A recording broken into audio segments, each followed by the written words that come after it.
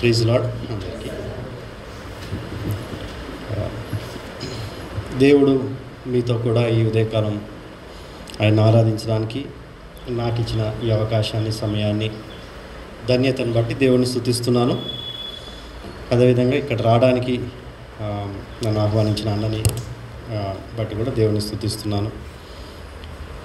పరిచర్యను బట్టి దేవుడిని స్తుతిస్తున్నాను.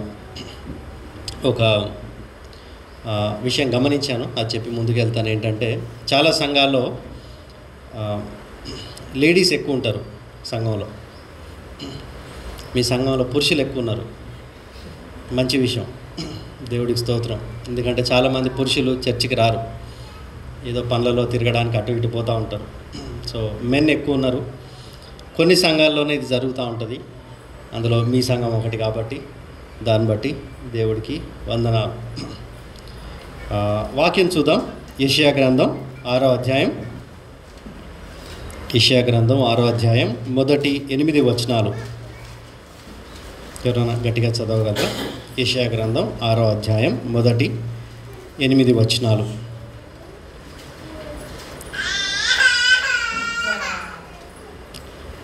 ఎవరైనా చదువుతారా గట్టిగా? అత్యున్నతమైన సింహాసనం నందు ప్రభు ఆసీనుడై ఉండగా నేను చూచితిని. ఆయన చొక్కాయి అంచులు దేవాలయం నిండుకొనెను. ఆయనకు పైగా శరాపులు నిల్చుండిరి. ఒక్కొక్కరికి 6 రెక్కలుండెను. ప్రతివాడు 2 రెక్కలతో తన ముఖమును, 2తో తన కాళ్ళను కప్పుకొనుచు 2తో ఎగురుచుండెను. వారు, సైన్యాలకు అధిపతి యెహోవా, పరిశుద్ధుడు పరిశుద్ధుడు పరిశుద్ధుడు, సర్వలోకం ఆయన మహిమతో నిండి ఉన్నదని గొప్ప స్వరంతో గాన ప్రతిగానం చేయుచుండిరి. వారి కంఠస్వరం వలన గడప కమ్ముల పునాదులు కదులుచు మందిరము ధూమం చేత నిండగా నేను, అయ్యో, నేను అపవిత్రమైన పెదవులు గలవాడను, అపవిత్రమైన పెదవులు గల జనుల మధ్య నివసించేవాడను. నేను నశించి తిని రాజును సైన్యాలకు అధిపతి యెహోవాను నేను కన్నులారా చూచితిని అనుకుంటుంది. అప్పుడు ఆ శరీరంలో ఒకడు తాను బలిపీఠం మీద నుండి కారుతో తీసిన నిప్పును చేతపట్టుకొని నా ఎద్దకు ఎగిరి వచ్చి నా నోటికి దాన్ని తగిలించి, ఇది నీ పెదవులకు తగిలేదు కనుక నీ పాపనకు ప్రాయశ్చిత్తమాయను, నీ దోషం తొలగిపోయాను అనను. అప్పుడు నేను ఎవరిని పంపెదను, మా నిమిత్తం ఎవడు పోనని ప్రభువుకు సెలవేయగా వింటిని. అంతటా నేను, చిత్తగించుము, నేనున్నాను, నన్ను పంపమనగా.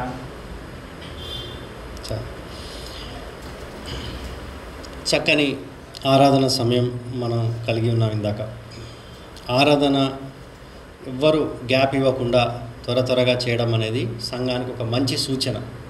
దేవుడికి మనం దగ్గర అవుతున్నాము, దేవుడితో ఒక సంబంధం కలిగి ఉన్నామని ఒక గొప్ప సూచన. ఆరాధన సమయాలు మనము యాక్టివ్గా పార్టిసిపేట్ చేయడం అనేది చాలా మంచి విషయము. దేవుడిని స్తుతించడము, దేవుడిని కనపరచడము. మనం ఇంకా బతికే ఉన్నామంటే దేవుడి కృప కదండి. చాలామంది ఇటువంటి సమయాల్ని, ఇటువంటి జీవితాన్ని కలిగి లేకుండా ఎన్నో ఇబ్బందుల్లో ఉండేవాళ్ళు ఉన్నారు. ఇంకో విషయం ఏంటంటే మనం చర్చికి కూడా రాగలిగాం. బతుకుండడం ఒకటే కాదు, చర్చికి కూడా రాగలిగాం. అది కూడా చాలా తక్కువ మందికి దొరికే భాగ్యం. మూడవది, వచ్చి దేవుడిని ఆరాధించగలిగాం. అన్నిటికంటే గొప్ప విషయం అది. ఒకటి బతుకుండడం, రెండోది చర్చికి రాగలగడం, మూడోది దేవుణ్ణి ఆరాధించగలిగాం. మన జీవితంలో చేయగలిగిన బెస్ట్ థింగ్స్ అవే. ఇక ఎందుకంటే మన్ను నిన్ను స్తుతించునా అని వాక్యంలో చూస్తాం. మనం ఒక క్షణం సమయంలో మట్టిగా మారిపోవచ్చు, అది ఎప్పుడు మారుతామో తెలియదు. మనలో ఇంకా ఊపిరి ఉన్నప్పుడు దేవుణ్ణి స్తుతించగలగడము గొప్ప భాగ్యం. అది ఇప్పుడు అర్థం కాకపోవచ్చు ఎంత గొప్ప భాగ్యమో.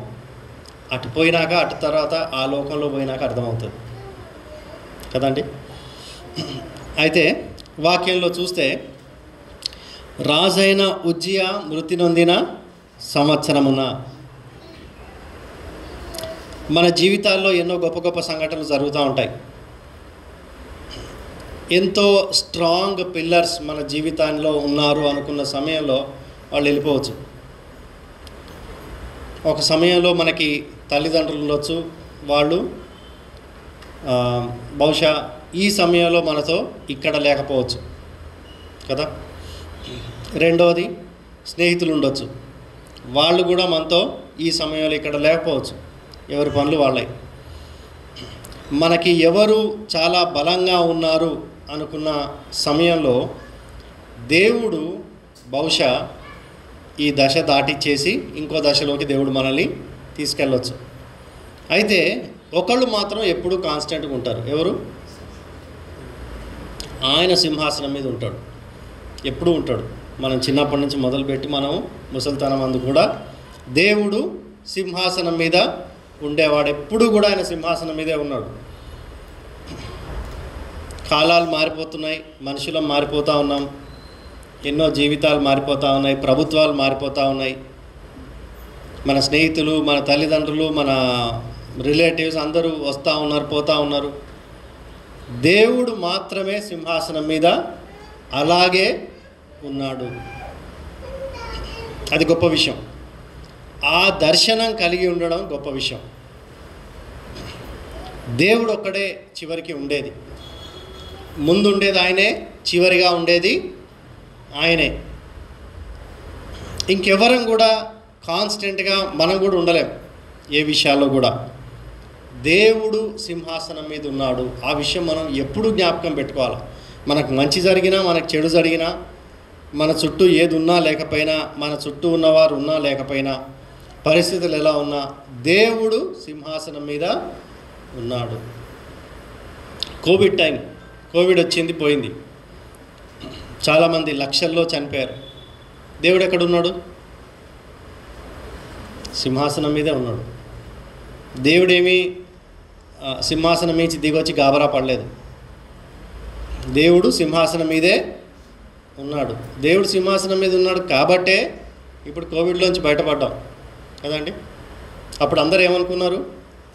అప్పట్లో కార్టూన్లు కూడా వచ్చాయి, ఏంటంటే మనం బట్టలు కొనుక్కుంటే మాస్కులు కూడా ఫ్రీగా ఇస్తారా కదా. అలాంటి రోజుల్లో అంటే ఇక ఇది ఎప్పుడు పోదు భూప్రపంచంలో నుంచి, ప్రతి ఒక్కళ్ళము మాస్కులు పెట్టుకొని ఇక మన జీవితాంతం జీవించాల్సిందే కదండి. ఆ టైంలో పుట్టిన పిల్లలకి ఏం అలవాటు? మాస్కులతో చూడడం మనుషులు. నిజంగా చూస్తే వాళ్ళకి అర్థం కాలేదు, ఇదేంటి మాస్కులు తీసేస్తున్నారు వీళ్ళని. అలాంటి కాలంలో నుంచి మనము బయటకు వచ్చాం. ఎందుకో తెలుసా? దేవుడు సింహాసనం మీద ఉన్నాడు కాబట్టి కదండి. మనుషులు ఉన్నా లేకపోయినా, ఏది ఉన్నా లేకపోయినా, దేవుడు సింహాసనం మీద ఉన్నాడు. ఇశ్రాయేలుకి ఒక గొప్ప రాజు ఈ ఉజ్జియా మీద ఎంతో గురి పెట్టుకున్నారు. కానీ ఓ సమయంలో ఆయన చనిపోయాడు. చనిపోయినప్పుడు దేవుడి దర్శనం ఏమని చూశాడు ఈ యెషయా అంటే, ఆయన సింహాసనం మీద ఉన్నట్టుగా చూశాడు. ఆయన కంట్రోల్లో ఉన్నాడు. ఆయన సమస్తం పైన ఆధిపత్యంతో ఉన్న వాడు ఎల్లప్పుడూ కూడా. అయితే ఇక్కడ నేను చెప్పదలుచుకున్న మెయిన్ థీమ్ లేకపోతే మెయిన్ ప్రసంగం ఏంటి అంటే, ఆది మా కాలం నుంచి, మనిషి పుట్టిన దగ్గర నుంచి ఈరోజు వరకు కూడా దేవుడి దృష్టి దేనిపై ఉందో తెలుసా? మనుషులందరూ కూడా తన చేత సృష్టించబడ్డారు కాబట్టి మనుషులందరూ కూడా తన వైపు తిరగాలి, తన వైపు చూడాలి, తనతో ఉండాలి. అది దేవుడి ఉద్దేశం. ఈ చక్కని పాట పాడాం కదా బైబిల్ గురించి. ఈ బైబిల్ ఎందుకు రాయబడిందో తెలుసా? దేనికోసం రాయించాడో తెలుసా దేవుడిది? మనుషులందరూ కూడా దీని ద్వారా ఆయనని ఎరిగి ఆయనని కలిగి జీవించాలని. This is a letter to man kind that they should turn to him. ఆయన వైపు తిరగాలి కదండి. అయితే మనం చాలాసార్లు మన జీవితాల్లో మన పనుల్లో పడి మనం పట్టించుకోం. ఏం పట్టించుకోమంటే ఎవరు ఎలా ఉన్నారు, ఏ పరిస్థితిలో ఉన్నారు, దేవుళ్ళో ఉన్నారా లేదా, ఈ విషయాలు మనము చాలాసార్లు పట్టించుకోం. ఆదిమ సంఘము ఎలా ఉండింది అంటే, ఆదిమ సంఘం ఎలా ఉండింది? వాళ్ళకి ఒకే లక్ష్యంతో వాళ్ళు జీవించారు. ఒకే లక్ష్యం వాళ్ళ జీవితంలో ఏంటో తెలుసా? ప్రతి వారు మారు మనసు పొంది దేవుడి వైపు తిరగాలి. ప్రతి వ్యక్తి దేవుణ్ణి ఎరగాలి. వాళ్ళు చర్చిలో ఉన్నా బయట ఉన్నా వాళ్ళ జీవిత విధానం ఒకే రకంగా ఉండింది. మనం వర్షిప్ టైంలో మాట్లాడిన మాటలు, మనం చూపించిన వినయము, విధేయత అవన్నీ బయట కూడా ఉంటాయా? దేవుడికి వర్షిప్ టైంలో ఎన్నో విషయాలు చెప్తాం, మంచిదే చెప్పాలా, తగ్గించుకుంటాం, మంచిదే తగ్గించుకోవాలా. బయటికి వెళ్తే మన లాంగ్వేజ్ అలాగే ఉంటుందా? మారిపోతుందా? ఇంట్లో అలాగే ఉంటామా? బయట వారితో అలాగే ఉంటామా? అలాగే ఉంటుందా మన ప్రవర్తన, వ్యవహారం? ఆదిమ సంఘంలో జీవించిన వారు ఒకే రకంగా జీవించారు. వాళ్ళకి సంఘం లేదు, ఇల్లు లేదు, ఉద్యోగం లేదు. ఉద్యోగంలో ఉన్నప్పుడు కూడా వాళ్ళు అలాగే ఉన్నారు. అటువంటి జీవితం కలిగి జీవించినప్పుడు దేవుడు ఏం చేశాడో తెలుసా? ఎంతోమందిని సంఘానికి చేర్చాడు అంట. ఏం చేశాడు? 2వ అధ్యాయంలో ఉంటుంది, అపోస్తల కార్యాలు 2వ అధ్యాయంలో. ఎంతోమందిని దేవుడు సంఘానికి జతపరిచాడు. ఎంతోమంది జీవితాల్ని దేవుడు తాకాడు. దేవుడు మన ద్వారా చేయగలిగిన గొప్ప పని ఏంటో తెలుసా? అతి గొప్ప పని. ఒకవేళ మనం రక్షణ పొందిన వారం అయితే పరలోకం తీసుకుపోవడం కాదు.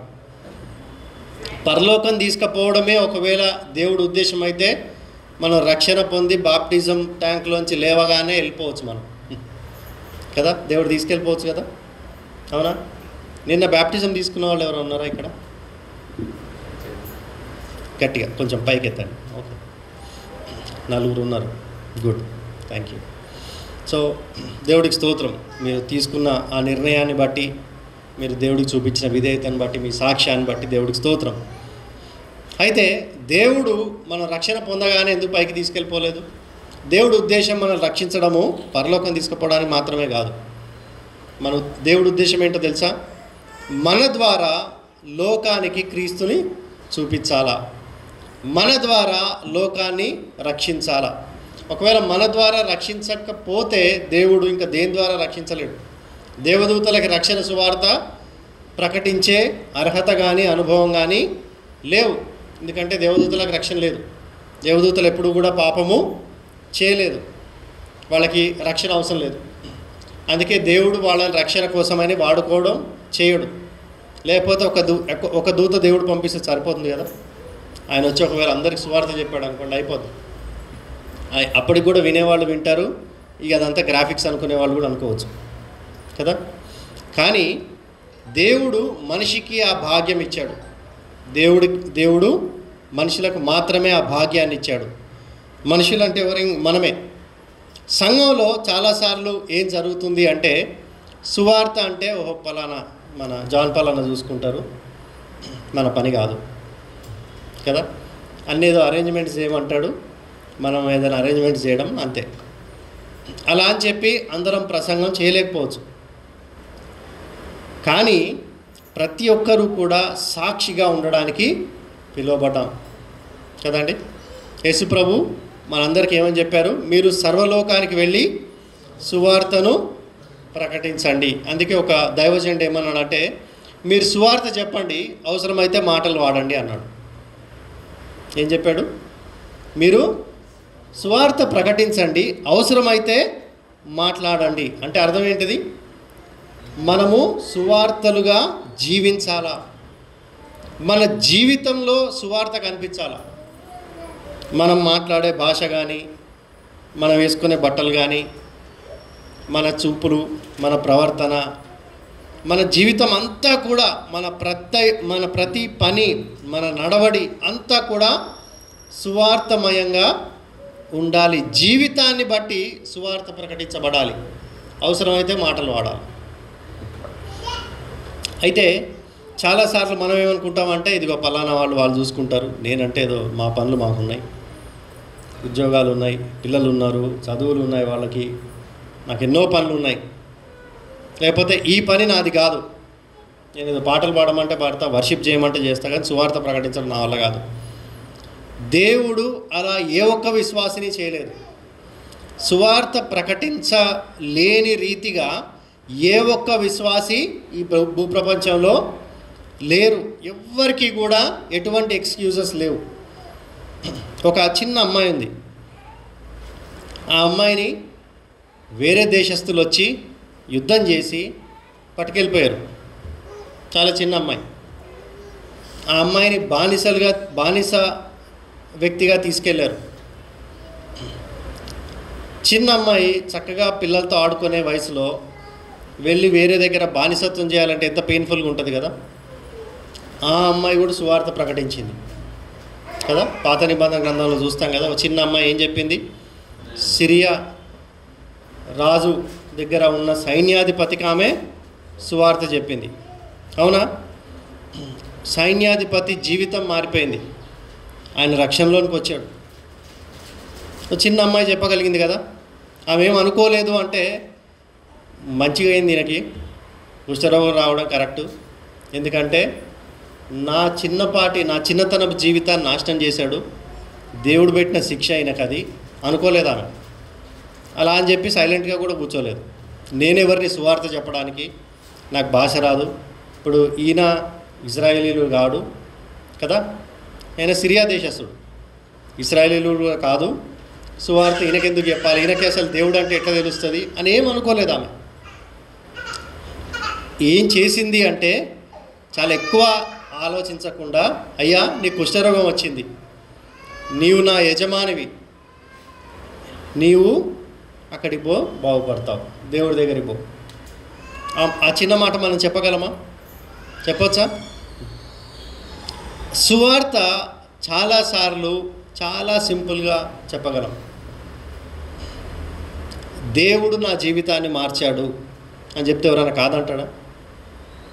ఇంతకుముందు నేను చెడ్డ మాటలు మాట్లాడేవాడిని, లేకపోతే చెడ్డ మాటలు మాట్లాడేదాన్ని. ఇంతకుముందు నా జీవితం పాపంలో ఉండేది. నేను ఇంతకుముందు పాపం చేసేదాన్ని. ఇంతకుముందు నేను పాపిని, లేకపోతే నా జీవితం ఇలా పలానా రీతిలో ఉండేది. దేవుడు నా జీవితాన్ని మార్చాడు. అది సువార్త కాదా?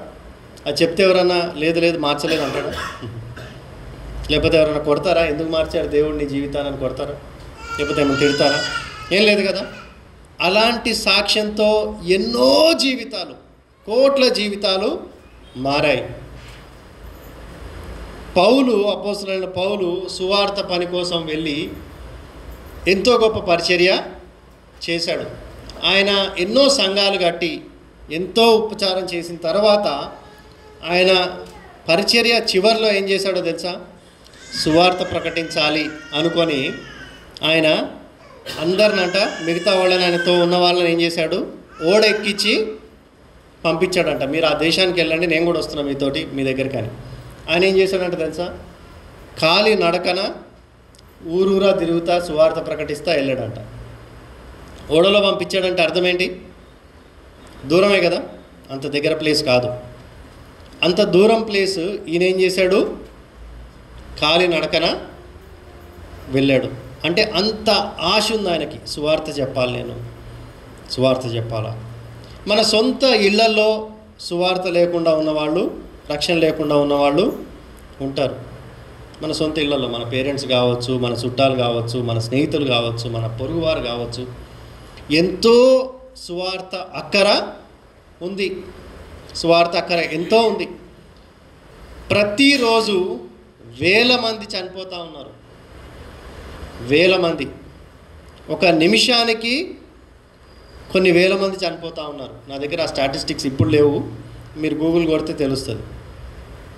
పర్ మినిట్ ఎంతమంది చచ్చిపోతూ ఉన్నారు. వాళ్ళలో ఎంతమంది నరకానికి వెళ్తున్నారు? దాదాపు 100%. లేకపోతే కొంతమందికి రక్షణ ఉండుంటే బహుశా 10% ఉంటారేమో. 90% మంది నరకానికి పోతూ ఉన్నారు. మనమేం చేస్తూ ఉంటాము?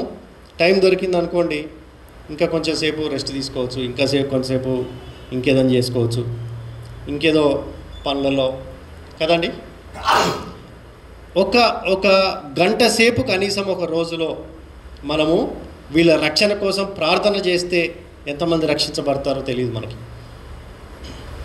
దేవుడు ఎవరు వెళ్తారు నా కోసం, ఎవరు నా కోసం నిలబడతారని ప్రతిరోజు ఆశగా ఎదురు చూస్తూ ఉన్నాడు. ప్రతిరోజు కూడా మన సొంత వాళ్ళు కూడా నరకానికి వెళ్తూ ఉండొచ్చు. మన లోపల ఆ బాధ, ఆ ధ్యాస ఉందా?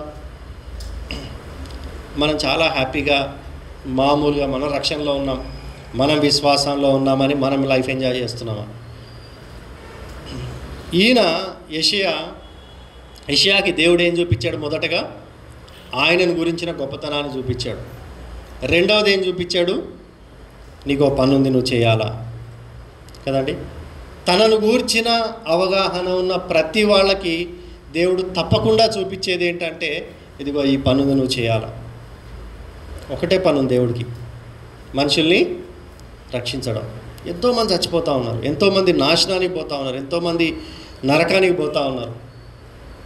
వాళ్ళని చూసి కూడా మనలో చలనం లేకపోతే ఇంకెవరు చెప్తారు? దేవుడు ఒక ప్రశ్న ఈయనను అడిగిందే మనల్ని కూడా అడుగుతున్నాడు ఈరోజు. ఏంటో తెలుసా? ఎవరిని పంపాలా? ఎవరున్నారు పోవడానికి? కోత విస్తారంగా ఉంది, పనివారు కొందరే. కోత ఎంతో విస్తారం, ఎంతోమంది ఉన్నారు. మనం జస్ట్ రోడ్డు మీదకి అడుగు పెడితే కనిపిస్తారు, వేల మంది ఉన్నారు. ఎవరు పోతారు? ఎవరు పని చేస్తారు దేవుడి కోసం? ఎవరు నిలబడతారు? ఆయనకు కావాల్సింది ట్రైనింగులు, మంచి స్పీచ్ ఇచ్చేవాళ్ళు, లేకపోతే ఏదో గొప్ప గొప్ప వాళ్ళు అవసరం లేదు. దేవుడు వాడుకున్నల్లా ప్రతిసారి అతి సామాన్యులనే. ఒకవేళ మనం అతి సామాన్యులం అనుకుంటే, మనం గొప్పవారం అనుకుంటే అది వేరే విషయం. యేసుక్రీస్తు ప్రభు చరిత్రలో, అంటే ఆదాము నుంచి మొదలుపెట్టి ఈ కాలం వరకు కూడా ఒక కాలాన్ని ఎంచుకొని వచ్చాడు కదా ఆయన. అవునా? ఇప్పుడు కూడా రావచ్చు. అప్పుడు వచ్చాడు ఆయన.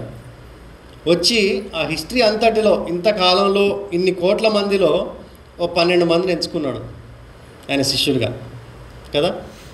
వాళ్ళలో పిహెచ్డి చేసిన వాళ్ళు ఒక్కళ్ళు కూడా లేరు. గొప్పగా చదువుకున్న వాళ్ళు, గొప్ప జ్ఞానం కలిగిన వాళ్ళు, గొప్పగా అర్థం చేసుకున్న వాళ్ళు ఒక్కళ్ళు కూడా లేరు. అవునా? ఎవరన్నా చాలా చక్కగా ఆయన అర్థం చేసుకొని చాలా తెలివిగా లాజికల్గా మాట్లాడిన వాళ్ళు ఒక్కళ్ళన్నా కనిపిస్తారు ఆయన శిష్యుల్లో? ఒక్కళ్ళు కూడా లేరు కదా. అవునా? అలాంటి వాళ్ళని దేవుడు కోరుకుంటున్నాడు. ఎలాంటి వాళ్ళని అంటే, నువ్వు రా అంటే సరే ప్రభా నేను వస్తున్నా, వదిలేసి రావడం. సిద్ధపాటు. ఏ సిద్ధపాటు అంటే, దేవుడు ఒకవేళ నీ జాబ్ వదిలే అని చెప్పకపోవచ్చు, లేకపోతే నీ పనులు వదిలే అని చెప్పకపోవచ్చు, కానీ రక్షణ సువార్త కోసం సాక్షిగా ఉండడానికి సిద్ధంగా ఉన్నావా? ఇది కావాలి దేవుడికి. సిద్ధపాటు కావాలి. దేవుడి కోసం నిలబడి జీవించే జీవితం కావాలి. అయితే ఈ రకమైన జీవితం కోసం ఓ 4 విషయాలు అవసరం. ఒకటి ఏంటంటే పరిశుద్ధత. దేవుడు పరిశుద్ధత లేకుండా దేవుడు ఎవరిని వాడుకోడు కదండి. మొదటిగా ఏం చేశాడు దేవుడు? అయ్యో నేను అపవిత్రమైన పెదవులు గలవాడను, అపవిత్రమైన పెదవులు గల జనుల మధ్యను నివసించువాడను, నేను నశించి తిని. ఈయన దేవుణ్ణి చూడగానే ఏం జరుగుతుంది? ఈయన జీవితం ఏంటో అర్థమైపోయింది కదండి. ఫస్ట్ జరగాల్సింది ఏంటిది? సెల్ఫ్ రియలైజేషన్ రావాలా. మొదటి అడుగు ఏం జరగాలి అంటే సెల్ఫ్ రియలైజేషన్ అనేది రావాలా. మనం దేవుడి దగ్గరికి పోయి అయ్యా దేవుడు వీడు ఇట్లా అంటాడు, వాడు అట్లా అంటాడు, ఫస్ట్ వచ్చేది అది కాదు. మనకు కనిపించేది చాలాసార్లు అవతల తప్పులు 100 కనిపిస్తాయి కదా. దావీదు ఉన్నాడు, హృదయానుసారి ఆయన వ్యక్తి దేవుడికి. ఆయన దగ్గరికి ఒక ప్రవక్త వచ్చాడు. వచ్చి ఏం చెప్పాడు?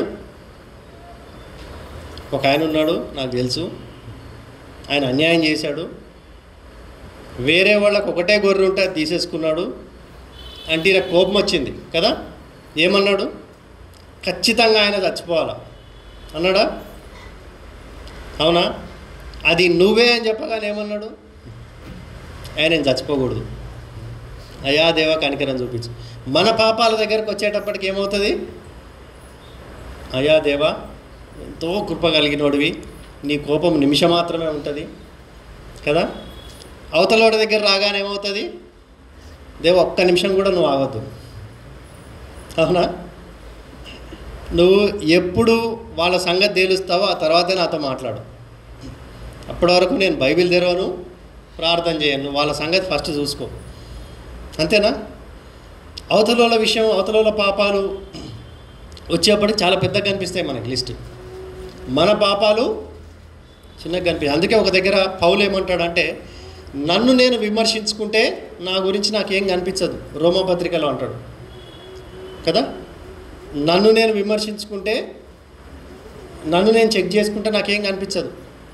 అందుకే దావీదు ఏమని ప్రార్థన చేస్తాడంటే, అయ్యా నా హృదయాన్ని పరిశీలించు, నాలో నీకు ఆయాసకరమైనది ఏదన్నా ఉందేమో నాకు తెలియజేయి. ఎందుకంటే దేవుడు చూపిస్తేనే మనకు తెలుస్తాయి మన తప్పులేంటో. యేసు ప్రభు కూడా అందుకే మత్తయి సువార్త 7వ అధ్యాయంలో ఏమని ఉంటుంది? వేషధారి నీ కన్నులో ఉన్న దూలాన్ని ముందు తీసేయి, అప్పుడు అవతల వ్యక్తిలో ఉన్న నలుసు నీకు స్పష్టంగా కనిపిస్తుంది. మనం ఏం చేస్తాం తెలుసా? నాకు 2 తప్పులు ఉన్నాయి, నీకు 2 తప్పులు ఉన్నాయి, సో నేను నీకు చెప్పను, నువ్వు నాకు చెప్పొద్దు కదా. మన లెక్క ఏముంటుంది? తీర్పు తీర్చొద్దు. నేను మిస్టేక్స్ చేస్తాను, నువ్వు మిస్టేక్స్ చేస్తావు కాబట్టి చెల్లు. అంతేనా? బైబిల్ ఏమని చెప్తా ఉంది? నీ లోపలున్న, నీ కంట్లో ఉన్న దూలాన్ని మొదట తీసివేసుకో, ఇంకెవరికి ఏం చెప్పక అని చెప్పట్లేదు. ఏమని చెప్తుంది? అప్పుడు అవతల వ్యక్తి కంట్లో నలుసు నీకు స్పష్టంగా కనిపిస్తుంది. అప్పుడు వాళ్ళకి సహాయం చేయి. హెబ్రీలకు రాసిన పత్రికలో అందుకే ఒక మాట ఏమని ఉంటుంది అంటే, మీరు ప్రతిదినము మానక ఒకరికొకడు బుద్ధి చెప్పుకొనుడి అని ఉంటుంది. ఒక్కరోజు ఎవరైనా మనకేమని చెప్పారనుకోండి, చాలా కష్టం అయిపోతుంది మనసు. పాపా ఇంత మాట అన్నారేంటి నన్ను, 3 రోజులు డిప్రెషన్లోకి వెళ్ళిపోయి కదా. ప్రతి దినము ఒకరికొకడు మీరు మానక బుద్ధి చెప్పుకొనుడి. ప్రతిరోజు చెప్పుకోవాలంట. అంటే ఎవరన్నా వచ్చి, అయ్యో నీ కంట్లో నలుసుంది బాబు, నలుసుంది, నీ కంట్లో నలుసుందా చెప్తా ఉన్నారనుకోండి, మనం సంతోషించాలా. ఎవరైనా చెప్పేవాళ్ళు ఉన్నారు, మనల్ని కరెక్ట్ చేసేవాళ్ళు ఉన్నారని. ఎందుకంటే ఆ నలుసు వేసుకొని తిరగడం మనకు గొప్ప కాదు కదండి. చాలాసార్లు మనం ఏమనుకుంటామంటే, ఎన్ని నలుసులుంటే ఆయన పర్లేదు, ఏం కాదు, అవతలలోకి దూలాలు ఉన్నాయి, నాకు నలుసులే ఉన్నాయి, ఏం పర్లేదు, ఆయన కరెక్ట్ చేసుకోవట్లేదు కాబట్టి నేను కూడా చేసుకోను. బైబిల్లో ఉన్న వాక్యం అది కాదు. బైబిల్లో ఆ ఎక్స్క్యూజెస్ లేవు. ఎందుకంటే తీర్పు రోజు ఆయన నిలబడాలా, మనము నిలబడాలి. దేవుడు నీ కంట్లో నలుసు సంగతి ఏంటిది అని అడిగితే ఏం చెప్తాం? ఏం చెప్పగలుగుతాం? ఆయన కంట్లో చూసారా దేవా అని చెప్తామా? పరలోకానికి పోయి చెప్తామా? దేవుడు తీసుకుంటాడా? అది తీసుకోడు. దేవుడు ముందు నిలబడి ఆ సాకులు అవన్నీ చెప్పుకోలేం. దేవుడు పరిశుద్ధుడు, దేవుడు పరిశుద్ధుడు, పరిశుద్ధుడు. ఆయన ఎంత పరిశుద్ధుడు అంటే, ఇక్కడ చూసాం కదా, వాళ్ళంట కాళ్ళని రెక్కలతో కప్పుకొని వాళ్ళు ఎగురుతా దేవుణ్ణి ఆరాధిస్తున్నారంట. అంటే దేవుడి సన్నిధిలో మామూలుగా నిలబడడానికి కూడా వాళ్ళు సంకోచిస్తున్నారు, అర్హత లేకుండా ఉన్నారు కదండి. చాలా పవిత్రమైన ప్లేస్ అనుకోండి. మనం చాలా ఎలా మెయింటైన్ చేస్తామంటే చాలా సెన్సిటివ్గా మెయింటైన్ చేస్తాం కదా. చాలామంది యెరూషలేం పోయేస్తూ ఉంటారు. యేసు ప్రభు నడిచిన ప్లేస్ అన్నారు అనుకోండి, ఇక దాన్ని అక్కడ గోడ కట్టేసి దాన్ని ముట్టుకొనియరు కదా. యేసు ప్రభు బాప్తిజం తీసుకున్న యోర్దాన్ నది అనగానే అక్కడ చుట్టూ గేట్లు వచ్చేస్తాయి. ఎందుకు అంటే దేవుడే అడుగుపెట్టి నడిచిన ప్లేస్ అని చూస్తాం. అలాంటప్పుడు పరలోకంలో దేవుడు ఉన్న స్థలంలో ఎంత పరిశుద్ధంగా ఉంటుంది. దేవదూతలు అంటే వాళ్ళు ఆయన మహిమను ఆయన గొప్పతనాన్ని చూడలేక కళ్ళు కప్పుకుంటారంట. అటువంటి పరిశుద్ధ దేవుడిని మనం కలిగి ఉన్నాం. ఆయన పరిశుద్ధతను బట్టి ఆయనకి మనము పరిచర్య చేయాలి. మొదటిది ఏంటిది అంటే పరిశుద్ధత లేకుండా ఎవడు దేవుణ్ణి, హృదయ శుద్ధి గల వారు ధన్యులు. ఆ హృదయ శుద్ధి ఉండాల. పరిశుద్ధత లేకుండా మనం ఏం చేసినా దేవుడికి వేస్టే, జీరో. పరిశుద్ధాత్మని దేవుడు మనకు అనుగ్రహించాడు కదండి. పరిశుద్ధాత్మని ఇచ్చాడా? పరిశుద్ధాత్మ ఏం చేస్తాడో తెలుసా? మనలో పరిశుద్ధతను కలగజేస్తాడు. ఏం చేస్తాడు పరిశుద్ధాత్ముడు? మనలో పరిశుద్ధతను పరిశుద్ధతను కలగజేస్తాడు కదండి. సో పరిశుద్ధాత్మ యొక్క ప్రాథమికమైన పరిచర్య మన జీవితంలో ఏంటి? పరిశుద్ధత కలగజేయడం. నాలో పరిశుద్ధాత్ముడు ఉన్నాడు, కానీ నా భాష కొంచెం అప్పుడప్పుడు మాత్రమే తేడా వస్తుంది అంటే దేవుడు ఊరుకుంటాడా? పరిశుద్ధాత్ముడు నివసింప యోగ్యంగా మన జీవితాలు, హృదయాలు ఉంచుకోవాలి మనం. ఆయన ఏం చేస్తాడు? శాంక్టిఫైయర్ అంటాం. పరిశుద్ధాత్మని ఏమంటాము? శాంక్టిఫైయర్ అంటే ఆయన శుద్ధీకరిస్తూ ఉంటాడు మన జీవితాన్ని. ఆ శుద్ధీకరణ, ఆ ప్రక్రియకి మనము అనుగుణంగా జీవించాలా. ఆయన శుద్ధీకరించకపోతే మనలో పరిశుద్ధత ఉండదు, నిలబడలేదు. కాబట్టి ఆయన పరిశుద్ధత ని బట్టి మనము మన జీవితాన్ని సమర్పించుకోవాలి. పరిశుద్ధాత్మతో నింపబడడం. ఎఫ్ఎస్సీలకు రాసిన పత్రిక 5వ అధ్యాయంలో ఒక మాట ఉంటుంది కదా, మీరు మద్యముతో మత్తులై ఉండకూడదు కానీ ఆత్మపూర్ణులై ఉండండి. తాగితే ఏమవుతుందండి? మన కంట్రోల్లో మనం ఉండం. ఎవరి కంట్రోల్లో ఉంటాం? మత్తు కంట్రోల్లో ఉంటాం. ఆత్మపూర్ణులై ఉంటే ఏం జరుగుతుంది? పరిశుద్ధాత్మ చేత నడిపించబడతాం కదండి. ఎవరు ఆత్మ చేత నడిపించబడతారో వాళ్ళు దేవుని కుమారులని అనబడతారు. మనం దేవుని కుమారులమేనా? దేవుని పిల్లలమేనా? దేవుని పిల్లలమైతే ఎవరి చేత నడిపించబడాలా? పరిశుద్ధాత్మ చేత నడిపించబడాలా. దేని చేత నడిపించబడతాం మనం? ప్రతిరోజు పరిశుద్ధాత్మ చేత నడిపించబడుతున్నామా? మనం చెప్పుకోగలమా? దేవుని ఆత్మ చేత నేను నడిపించబడ్డవాడమై నేను జీవిస్తున్నాను అని చెప్పుకోగలమా? ప్రతిరోజు ఎన్నో పనులు చేస్తాం కదా. ఆ పనుల్లో ఆత్మ నడిపింపు ఎంత పాలు ఉంటుంది? ఆత్మానుసారంగా జీవించిన వారమైతే మనము శరీరేచ్ఛలను నెరవేర్చము కదండి. మనం ఏం చేస్తాం? పొద్దున్న లేస్తే మన మనసు ఏం చెప్తుందో అది చేస్తాం కదా. ఏది నచ్చితే అదే చేస్తాము. పరిశుద్ధాత్మకి నచ్చింది మనం చేయము. ఎందుకంటే రెండిటికి పోరాటం ఉంది. దేనికి? శరీరానికి, ఆత్మకు. ఏది గెలుస్తూ ఉంటుంది? ప్రతిరోజు ఏది గెలుస్తూ ఉంది? శరీరం గెలుస్తూ ఉంటుంది కదా. ఈ బల్ల దేనికి సాదృశ్యంగా ఉందో తెలుసా? యేసు ప్రభు ఆయన చిత్తాన్ని అంతటిని తీసుకొచ్చి అక్కడ పెట్టేశాడు. నా చిత్తం కాదు, నీ చిత్తమే.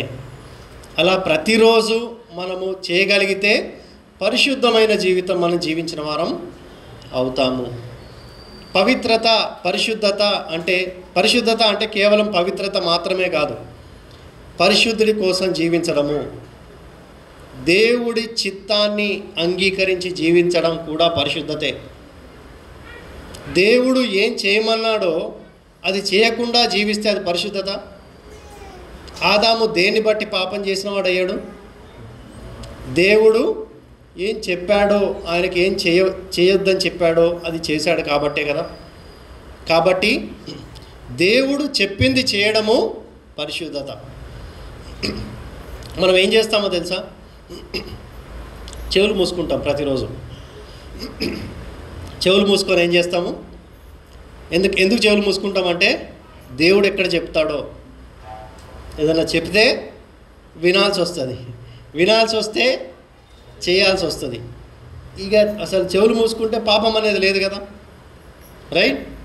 ఎలాంటిదంటే మళ్ళీ ట్రాఫిక్ ఎగ్జాంపులే చెప్తాను నేను. ట్రాఫిక్ పోలీస్ ఎక్కడ చూస్తాడో ఎక్కడ చెప్తాడో అని మనం ఏం చేస్తాము? హెల్మెట్ అన్నీ వేసుకొని కళ్ళు మూసుకొని వెళ్ళిపోవడమే. ఎందుకంటే వింటే చేయాల్సి వస్తుంది, ఆగాల, రూల్స్ పాటించాల. కాబట్టి పరిశుద్ధత చాలా ప్రాముఖ్యమైనది. దేనికోసం?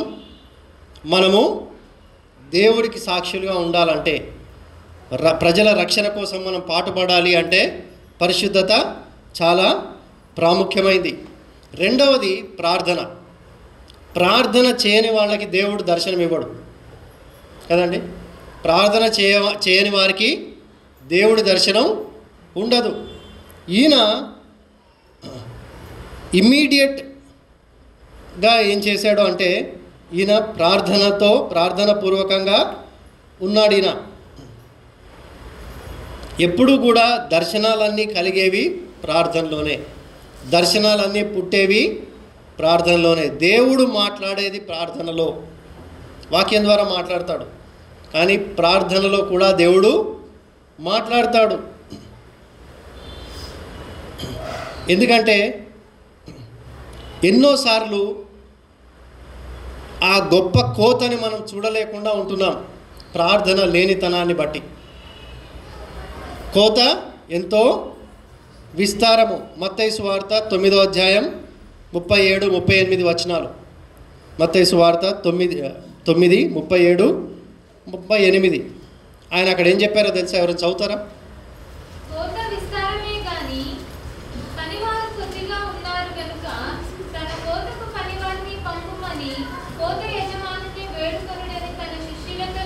చాలమ్మా, థ్యాంక్ యూ. కోత యజమానుని వేడుకోండి. వేడుకోవడం అంటే ఏంటండి? ఏమని వేడుకోవాలంటే తెలుసా? అయ్యా నాకు ఈ సరిపోవట్లేదు డబ్బులు, ఇంకో కొత్త ఉద్యోగమే. దేవా ఇప్పుడు మంచి బ్లూ షర్ట్ ఇచ్చావు, ఇంకో వైట్ షర్ట్ ఇవ్వు. ఎన్నో వేడుకుంటాం కదా దేవుణ్ణి. అలా వేడుకోవడం. ఏమని వేడుకోవాలి తెలుసా? అయ్యా ఎంతోమంది చచ్చిపోతూ ఉన్నారు బయట, ఎంతోమంది చనిపోతూ ఉన్నారు, ఎంతోమంది రక్షణ లేకుండా నశించిపోతూ ఉన్నారు. అయ్యా ఎవరినైనా పంపించు, అయ్యా ఏమన్నా చెయ్యి వీళ్ళ కోసం. మన ఉద్యోగ స్థలాల్లో, మన కాలేజీల్లో, మన చుట్టుపక్కల ఎంతోమంది నశించిపోతూ ఉన్నారు. అయ్యా వాళ్ళందరి కోసం ఏదైనా చెయ్యి. వేడుకోవడం. కోత యజమానుని వేడుకోండి. మనం చేయాల్సిన పని ఏంటో తెలుసా? ప్రార్థించాలి. ప్రార్థన చేయకపోతే దేవుడు మనల్ని రక్షణ కోసమై వాడుకోడు. జాన్ హైడ్ అనే వ్యక్తి ఇండియాకు వచ్చాడు, మిషనరీ. తెలుసు కదా, విన్నామా పేరు? జాన్ హైడ్ వినలేదా? ఓకే. ఆయన పంజాబ్ అనే ప్లేస్లోకి వచ్చి ఆయన భారతదేశపు రక్షణ కోసం ప్రార్థన చేస్తూనే ఉండేవాడు.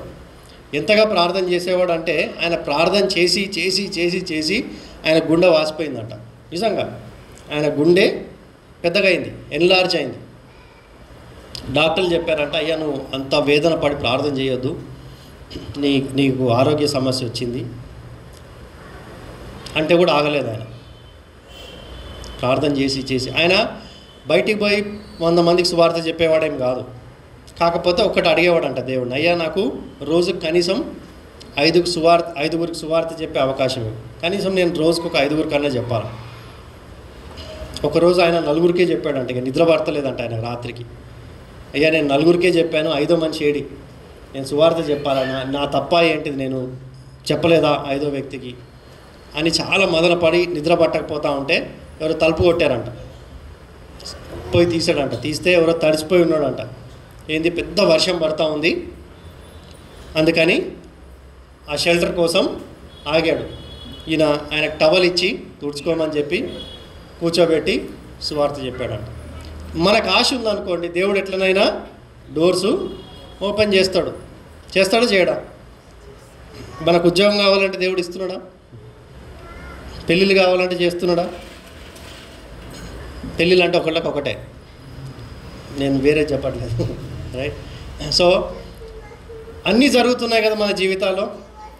దేవా నాకు రక్షణ సువార్త చెప్పడానికి అవకాశం ఇవ్వు. దేవా నేను ఎవరినైనా రీచ్ అవుట్ అవ్వడానికి చెప్పు, నాకు సాక్ష్యంగా ఉండాలా, నాకు సువార్త చెప్పడం ఎట్లాగో తెలియదు, లేకపోతే ఎవరికి చెప్పాలో తెలియదు అంటే దేవుడు చేస్తాడా పని? ఓపెన్ చేస్తాడా డోర్సు? దేవుడు మనకి ఎవరికి చెప్పాలో వాళ్ళని పంపిస్తాడా? అది మనము చేయాలి, ప్రార్థించాలా కదండి. మత్తయి సువార్త ఇందాక చూసాం కదా, ఏమనుంది? కోత ఎంతో విస్తారంగా ఉంది, లక్షల కొలదిగా ప్రజలు ఉన్నారు. ఇందాక చెప్పాను నేను, ఎక్కడికో ఆఫ్రికాకు పోయి చెప్పాల్సిన పని లేదు. పిలిస్తే పోండి, దేవుడు పిలిస్తే ఆఫ్రికాకు కూడా వెళ్ళండి.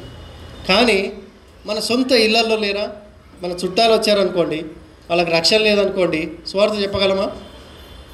మంచిదే, బిర్యానీ పెడదాం, మంచిగా చూసుకోవాలి, మంచిదే.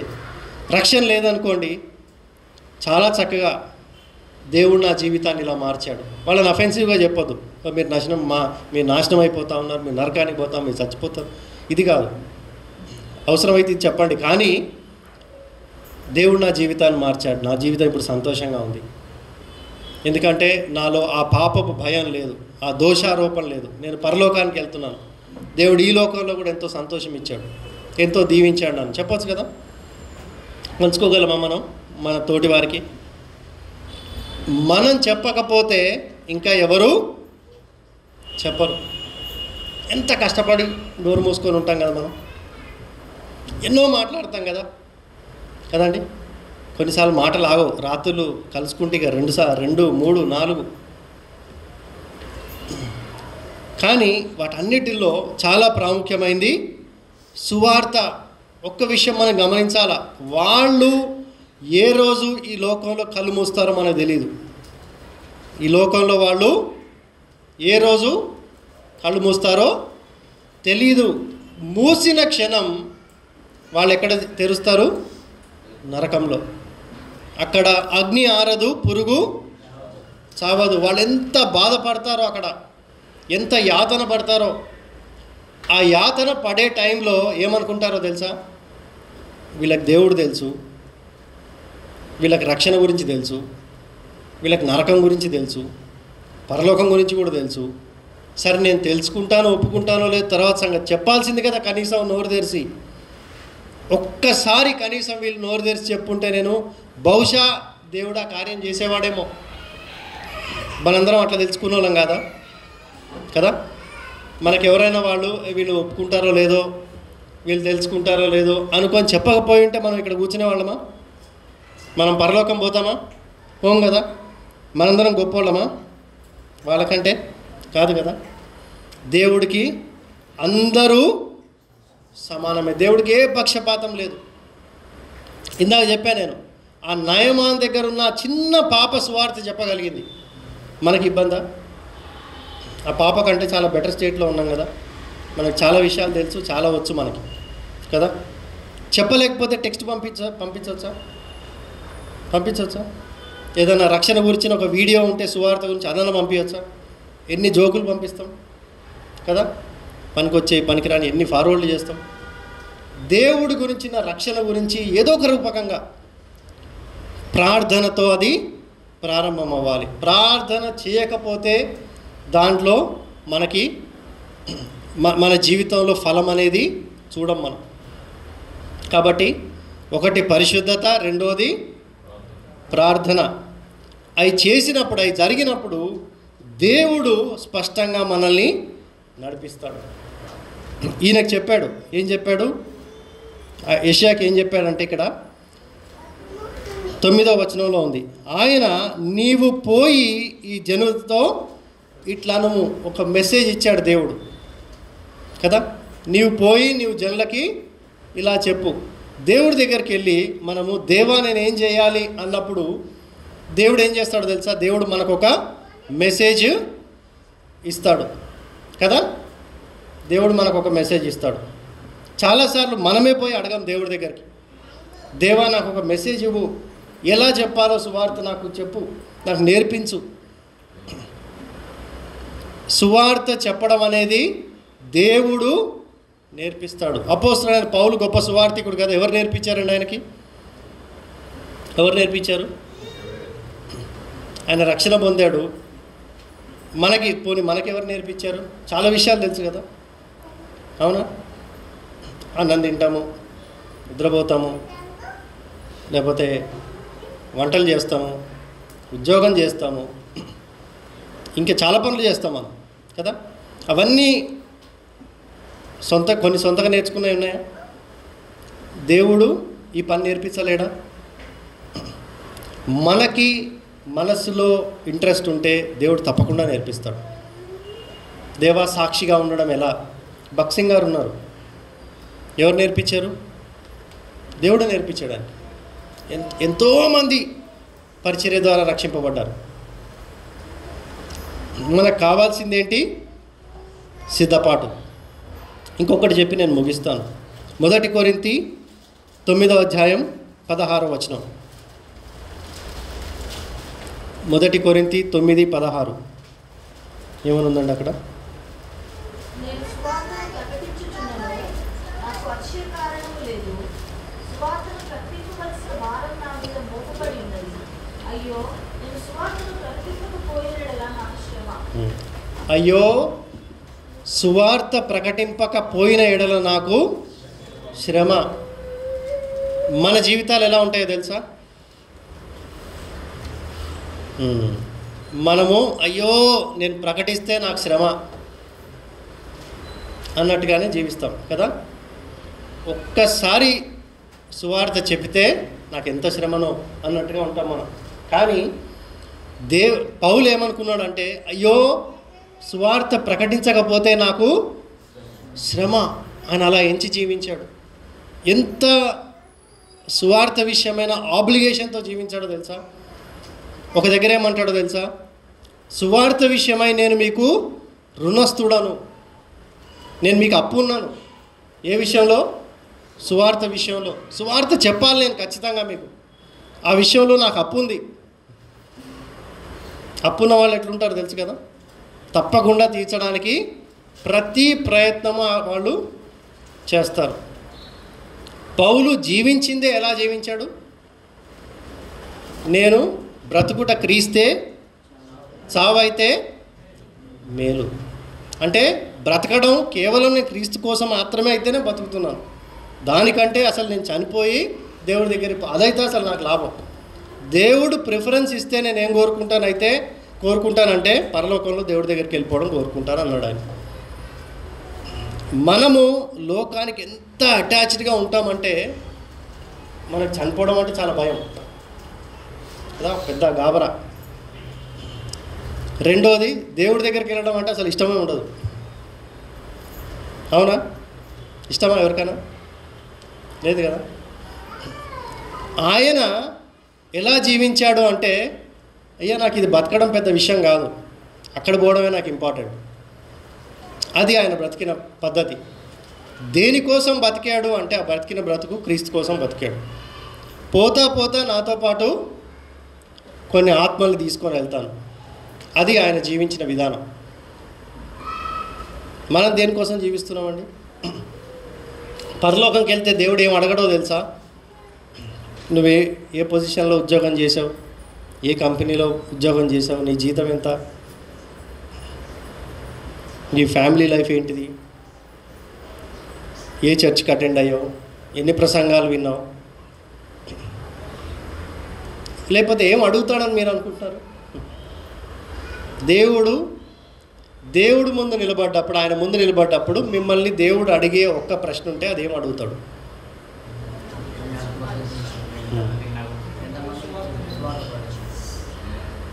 నా కోసం నువ్వేం చేసావు? దేవా నేను చర్చికి పోయి 3 గంటలు కూర్చున్నా తెలుసా.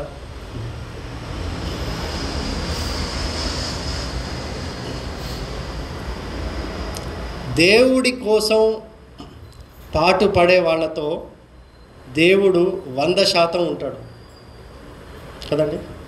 ఆయన కోసం బ్రతికే వాళ్ళతో దేవుడు 100% ఉంటాడు. మనము జీవితం అంతా ముగించిన తర్వాత పరలోకానికి పోయి వెనుకకు చూసుకుంటే దేవుడి ఉద్దేశాలు మన పట్ల ఒకవేళ అప్పుడు కనిపిస్తే ఎంత బాధ ఉంటుందో తెలుసా. ఇంత గొప్ప ప్లేస్కి నేను ఇదిగో వీళ్ళని తేలేకపోయాను, వీళ్ళతో ఎంత సంతోషంగా నేను భూలోకంలో జీవించాను, వీళ్ళని ఈ ప్లేస్కి తేలేకపోయాను. మనమైతే సంతోషంగానే ఉంటాం. మనము కేవలము కిందికి మీదికి పడి నేను పరలోకంకి వెళ్ళాలి అని బ్రతికితే మాత్రం బ్రతకొద్దు. అది విశ్వాసి లక్ష్యం అది కాదు. విశ్వాసి యొక్క లక్ష్యం ఏంటి? ఆత్మలను సంపాదించాలి. ఎందుకంటే రక్షణ పొందిన తర్వాత మనం ఖచ్చితంగా పరలోకంకి వెళ్తున్నాం కాబట్టి పరలోకం మన గోల్ కాదు. రక్షణ పొందకముందు పరలోకం మన గోల్. ఎట్లాగైనా రక్షింపబడాలా, పరలోకం పోవాలా, అది మన గోల్. రక్షింపబడ్డాక ఎలాగైనా సరే ఆత్మలని సంపాదించి నేను దేవుడి దగ్గరికి వెళ్ళాలి. ఖాళీ చేతులతో వెళ్ళకూడదు. ఎంటీ హ్యాండ్ కదా, పాట ఉంది కదా, must I go and empty handed, must I meet my saviour. So నేను నా రక్షకుడిని ఖాళీ చేతులతో కలుసుకోవాలా? దేవుడు బహుశా అడగవచ్చు. నేను అనుకుంటున్నాను, నీకు ఇలాంటి జీవితం ఇచ్చాను, హైదరాబాద్లో పెట్టాను, మాటలు మాట్లాడడం వచ్చు, అంటే మూగోళ్ళం కాదు, ఎన్నో అవకాశాలు ఇచ్చాను, ఇంతకాలం జీవితం ఇచ్చాను, ఎంతమందికి నువ్వు సాక్షిగా ఉన్నావు, ఎంతమంది రక్షణలో నడిపించడం కోసం నువ్వు ప్రార్థన చేసావు. కనీసం అడుగుతాడా? నేనైతే ఖచ్చితంగా అడుగుతాడని నేనైతే అనుకుంటున్నాను. తప్పకుండా అడుగుతాడు. ఎందుకంటే దేవుడు చాలా స్పష్టంగా వాక్యంలో ఎన్నోసార్లు ఎన్నో విధాలుగా ఆ విషయం చెప్పాడు. నేను ఏదో రకంగా మనుషులను సంపాదించుకోవాలని కష్టపడుతున్నా అంటాడు పౌలు కదా. సమయమందును అసమయమందును, అంటే డే షిఫ్ట్ నైట్ షిఫ్ట్ ఏదైనా పర్లేదు, వర్షం పడ్డప్పుడు ఎండాకాలం ఏ కాలమైనా పర్లేదు, ఎలాగో నేను సువార్త ప్రకటించాలి. అయ్యా ప్రకటించకపోతే నాకు గొప్ప శ్రమ. అది ఆయన లక్ష్యం, అది ఆయన వైఖరి. సువార్త ప్రకటన విషయమై చేయగలమా మనం? దేవుడు ఇదే ప్రశ్నతో మన దగ్గరకు వస్తున్నాడు. ఎంతోమంది నా ప్రశ్న అడిగాడు దేవుడు. విలియం కేరీని అడిగాడు. బై ద వే ఇందాక జాన్ హైడ్ గురించి చెప్పాను కదా, ఆయనకు వచ్చిన బిరుదు ఏంటో తెలుసా? ఆయన చేసిన ప్రార్థనకి భారతదేశం ఆత్మలు రక్షింపబడాలని చేసిన ప్రార్థన జీవితాన్ని బట్టి ఆయనని ఏమని పిలిచేవాళ్ళు అంటే ప్రేయింగ్ హైడ్. జాన్ హైడ్ తీసేసి ఆయనకి ప్రేయింగ్ హైడ్ అని పిలిచేవాళ్ళు ఆయన. విలియం కేరీ వచ్చాడు భారతదేశానికి, ఎన్నో పనులు దేవుడి కోసం చేశాడు కదండి. ఆయన చేసిన పనుల లిస్టు చూస్తే ఒక మనిషి తన జీవిత కాలంలో ఇన్ని పనులు చేయొచ్చా అనుకుంటాడు. ఒక యూనివర్సిటీని స్థాపించాడు, దాదాపు ఒక 30-40 భాషల్లో బైబిల్ ట్రాన్స్లేషన్ చేయించాడు, first banking system, first postal system, సతీ సహగమనానికి వ్యతిరేకంగా పోరాడాడు రాజా రామ్మోహన్తో కలిసి, ఎన్నో పనులు చేశాడు. ఐడా స్కడ్డర్ అని ఒక ఆమె వచ్చింది తెలుసా? ఆమె మెడికల్ డాక్టర్, సిఎంసి వెల్లూరు అంటారు కదా హాస్పిటల్, అది స్థాపించడంలో ఆమె ఒక కీలక పాత్ర పోషించింది ఆమె. అలా ఎంతోమంది వచ్చి ఎన్నో ఆత్మల రక్షణ కోసం పాటుపడ్డారు. తోమా వచ్చాడు. వీళ్ళందరికీ భాష వచ్చా? గ్రహం స్టెయిన్స్ అని ఆయన వచ్చాడు కదా. ఆయన ఏం పని చేయడానికి వచ్చాడో తెలుసా? కుష్ఠరోగుల మధ్యలో పని చేయడానికి వచ్చాడు. కుష్ఠరోగులకు ఆయన అవన్నీ తుడిచి నీట్గా శుభ్రం చేసి బ్యాండేజ్ కట్టేవాడు. అది ఆయన పరిచర్య, వాళ్ళ ట్రీట్మెంట్. ఆయన డాక్టర్. ఆయన ఎట్లా చనిపోయాడో తెలుసా? ఎట్లా? ఆయన చిన్న పిల్లలు వ్యాన్లో పడుకున్నారు.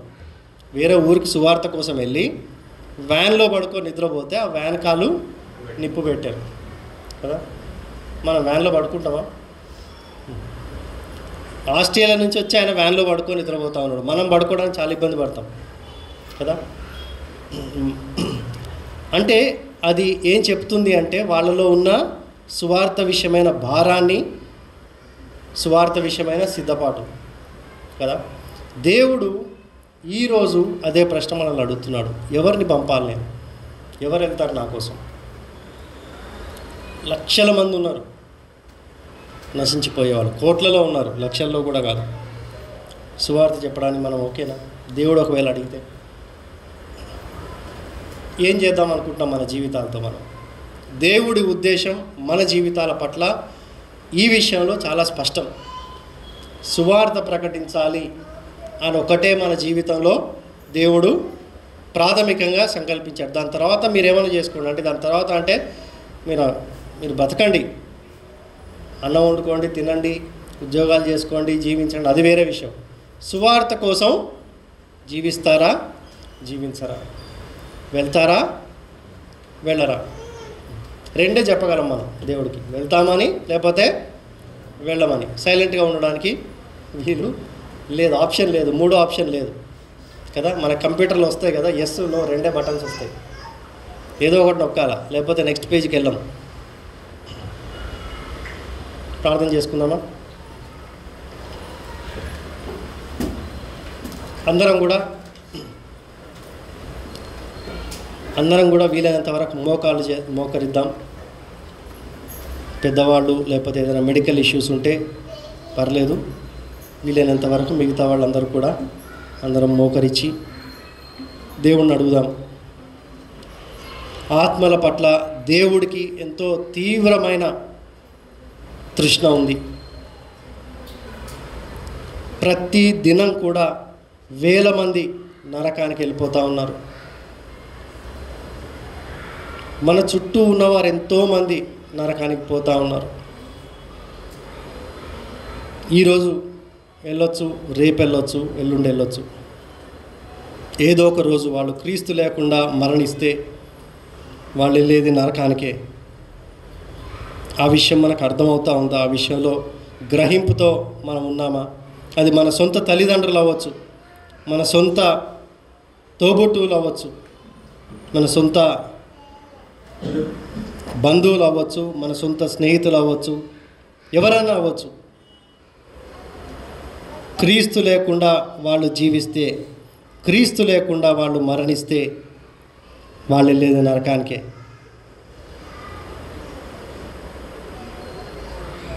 వాళ్ళ రక్షణ విషయమై మనం ఏం చేస్తాం, ఏం చేయగలం? మనలో వారి పట్ల భారం ఉందా? ఒక్కసారైనా కనీసం వారి విషయంలో వేడుకున్నామా దేవుణ్ణి?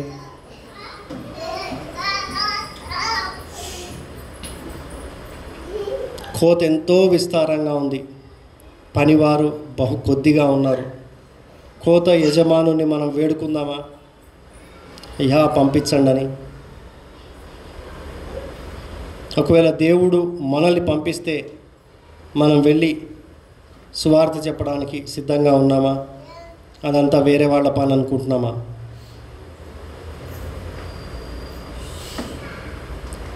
ఒకవేళ దేవుడు నీ హృదయంలో, అవును నేను సువార్త చెప్పాలి కదా, నేను సువార్త విషయమై రుణస్తుణ్ణి, అయ్యో సువార్త ప్రకటించని ఎడల నాకు శ్రమ అనుకుంటే దేవుడితో మాట్లాడి దేవుడితో ఒక ఒప్పందం, తీర్మానం చేసుకుందాం.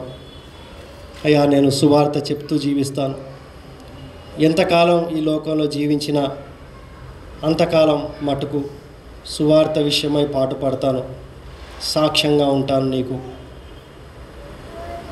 అని దేవుడితో ఒక ఒప్పందం చేసుకుందాం. దేవుడు సహాయం చేస్తాడు. మనం ఎవరిని రక్షించలేం, ఒక్క వ్యక్తిని కూడా మనం రక్షించలేం. మనల్ని మనం మార్చుకోలేని వారం, అది పరిశుద్ధాత్మ క్రియ. కానీ ఆయనకు మనం పనిముట్టులుగా అందుబాటులో ఉండగలమా?